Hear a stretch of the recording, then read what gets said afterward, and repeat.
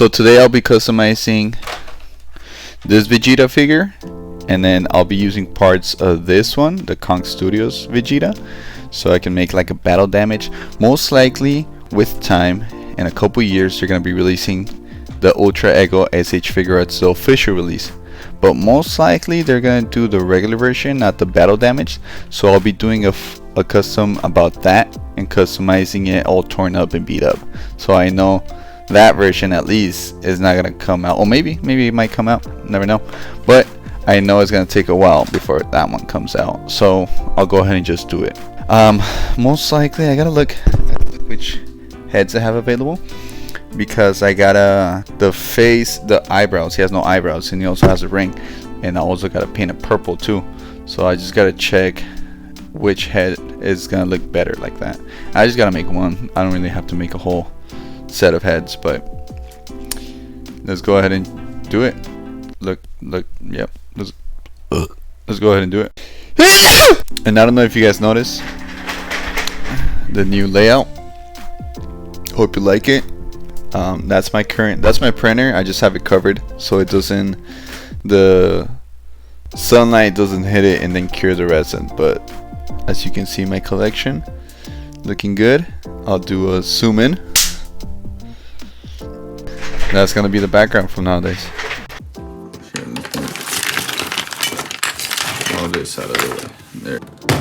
All right, so here we are in the workstation, and you may be asking yourself, okay, you buy from Kong Studio. Kong Studio already released an Ultra Ego, but you know what? I know they already did that, but I don't want to give these guys any more money, because mistakenly I bought, I think, like 3 evolved Vegeta, the blue version. Here, let me show you. I already gave these guys enough of my money, right? And I'm like, okay, well, I know how to paint. Most of the times they're just repaints, so I'm gonna just do it myself, right? Whatever. So most of these parts are gonna fit. They're from this figure. I just changed the heads because I thought it looked cool. It was mostly from this figure, so I'm like, most of these are gonna fit. So I just gotta make it fit, take it apart, repaint it, put it into the new figure, make it look good, bada bing, bada boom, and then we're good to go. And then this is my first custom Vegeta I ever did, and the paint is a little bit splotchy on it, but I like it. It looks overall good. Before, after. And I'll try and go for a sort of airbrushing repaint style for the new figure. That's a lot of Vegetas. Give me a second. I forgot to mention also, I gotta sculpt the eyebrows on these guys. Well, on one guy, just one head. And then I'll be using most likely the 2-part epoxy sculpt to sculpt that.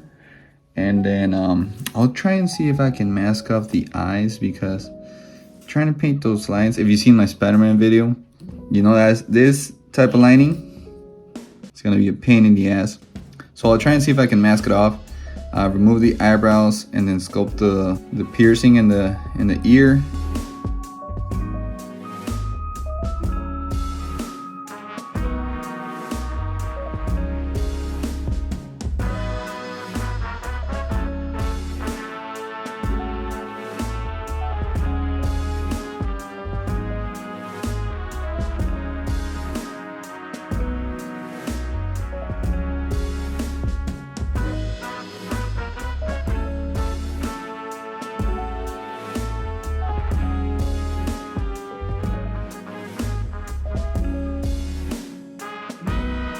What I went ahead and did is I took the inside articulation of the original figure, the ACHF release from the superhero movie, and then I butchered it and made basically the muscles fit for the articulation.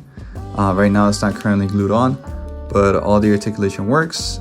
And also I went ahead and put in the parts of the Kong Studios for the ripped clothes.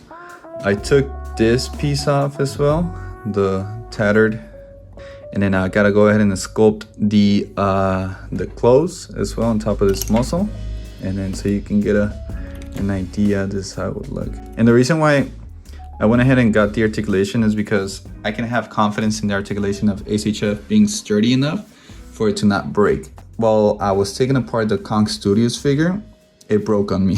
on several places, and I know if I use the SHF base articulation, I know it's not gonna act up and not gonna fail and not gonna break. So I think I'm gonna go with the other shoulders. Actually, that's a big boy right there in comparison to the small one. I thought these ones were gonna be bigger and they have the veins popping out, but I think I'm gonna go with these ones. Bigger is better, so I'll go ahead and go with that. So let's go ahead and get into painting, sculpting, and the whole shebang, dude.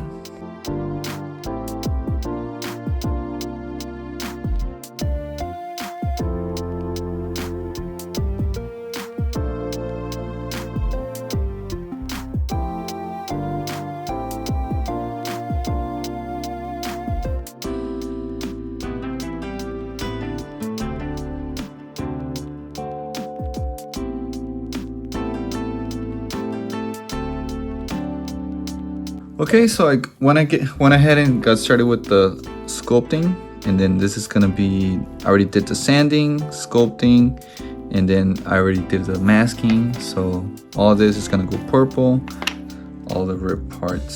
So I just gotta do a bit of painting, probably using a combination of these colors for Vegeta. I still gonna match the blue to a dark blue, so I'll probably be using, but yeah, Vallejo is the one I use because it's for for airbrush. And this next part, so I can color match to the rest of the plastic, I'll go ahead and use this as a test, and then I'll just mix around paints until I actually can get this color, and then when I get this color, I'll go ahead and spray paint to the rest of the figure.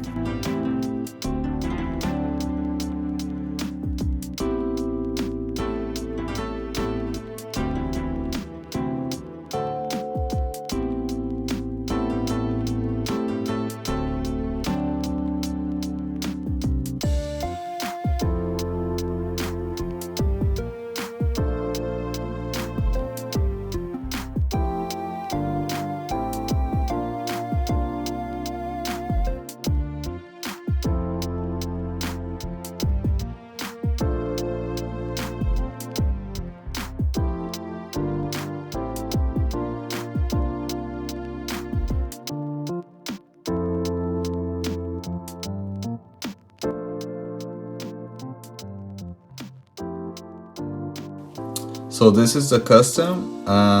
Yeah, I mean, the paint job is pretty good when it comes to like the shadowing in the pants, but I know the face looks a bit scuffed, like, I know.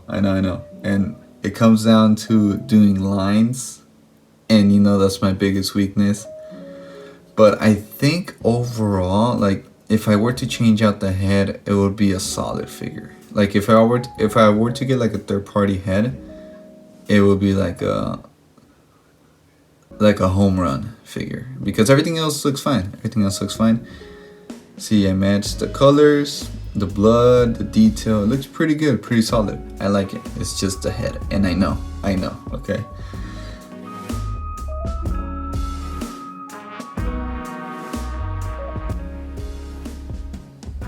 Let me know if you actually did like it or you did not, or maybe let me know where I can find a third-party head, you know, so I can replace it.